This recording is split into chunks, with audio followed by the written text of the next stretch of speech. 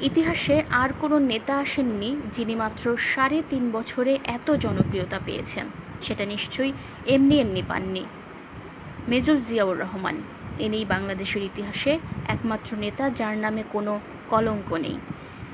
আন্তর্জাতিক চাপের মুখে ফেলে ইন্ডিয়ার কাছ থেকে বছরে ৪০,০০০ কিউসেক পানি আদায় করেছিলেন সোজা মেরুদণ্ডের এই যোদ্ধা। বাংলাদেশ মহিলা পুলিশ জিয়াউর রহমানই প্রতিষ্ঠা করেন ১৯৭৬ সালের ৮ই মার্চ। মাদ্রাসার সিলেবাসে সায়েন্স, ইংরেজি, সমাজবিজ্ঞান অন্তর্ভুক্ত করেছিলেন। মধ্যপ্রাচ্যের শ্রমবাজারে এন্ট্রি ক্যান্সেলটিও ঘুরে দিয়ে গেছেন জিয়াউর রহমান। ১৯৭৬-এ প্রথম জিয়াউর রহমান ৬,০০০ শ্রমিক মধ্যপ্রাচ্যের দেশগুলোতে পাঠান।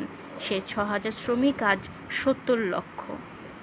আজ মুক্তাঙ্গনের রাজনৈতিক সমাবেশ হয়। সেই মুক্তাঙ্গনও জিয়াউর রহমান প্রতিষ্ঠা করেন রাজনৈতিক দলগুলোর রাজনৈতিক কর্মসূচি চালিয়ে যাওয়ার জন্য।